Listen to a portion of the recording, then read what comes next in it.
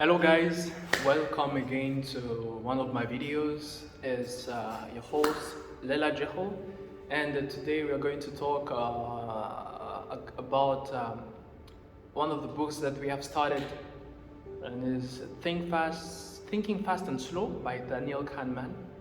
Last time I introduced with the concepts of ego depletion. Yeah, I introduced it with the concepts of ego depletion. So today we are going to continue with another subject, and that subject is much more related to cognitive ease and cognitive strain.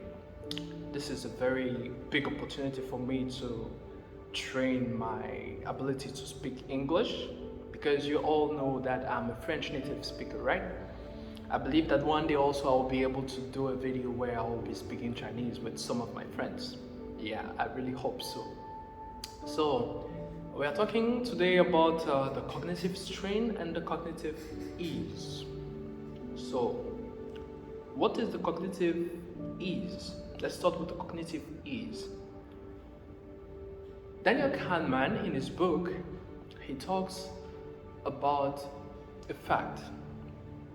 And he says that things that we tend to accept as humans, they are the things that really don't take a lot in our mental pool energy.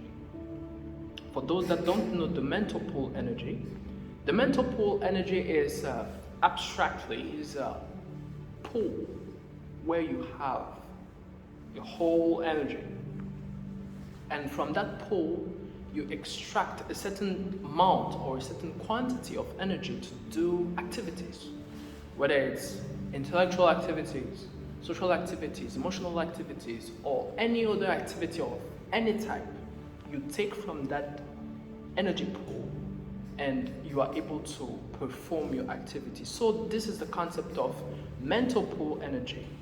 And now, what is cognitive ease? The cognitive ease is that you are in a situation where you accept things because they don't take a lot of energy from your mental pool energy. This is cognitive ease. Let me try to seek an example for cognitive ease. Cognitive ease, for example, as I've seen here, is much more easier for, let's say, a black person to see another countryman and start interacting with the person. It's very easy. Why? Because you are seeing the person. The person looks like you, and he doesn't push it. He doesn't push your certain. He doesn't push your mental activity. It doesn't push your brain to think a lot when it comes to him. So you see the person, you know that this person is coming from this region. I know a lot about him. I know the kind of habits that they have in their family or in their tribe. I know this guy. So it doesn't take a lot of energy from me. And this is the concept of cognitive ease. And the cognitive ease is applied in a lot of different subjects. For example, let's take, for example, school. In school, the more you study something, the more you look at something, the more easier it becomes to you, because you are very familiar to it. So the concept of cognitive ease is the concept of familiarity. The more you are familiar with something, the more you are familiar with something that you do, the more easier it becomes to you to perform it. Let me take another example. When you play music, for example, if you learn piano, the first time that you are learning piano is very difficult. Why is it difficult? Because you have to put a lot of energy to coordinate your hands with your thinking, with your memory. But the more you do it, the more it becomes easier for you to do it, because you have trained yourself, you have become familiar with it. And this is the concept of cognitive ease. So, and the contrary of cognitive ease is cognitive strain. Because I'm seeing somebody that is, from another race, because I'm seeing somebody that is different from me, it's very difficult for me to interact with that person. It might be difficult for me to interact with that person, especially if I don't have a prior experience with that person.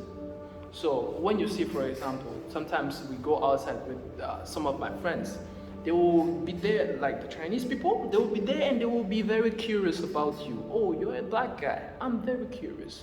Where are you coming from? Oh, you're coming from Africa. Oh, in Africa, I think that there are a lot of people that don't eat well. Why? They're asking themselves a lot of questions. A lot of questions where they don't really have answers. They don't really have answers, and it takes a lot of energy from them. And when it takes a lot of energy, what does your mind do when it takes a lot of energy? It has the tendency to walk towards the path of the law of small effort. What's the name of the law? The law of low effort. The law of low effort.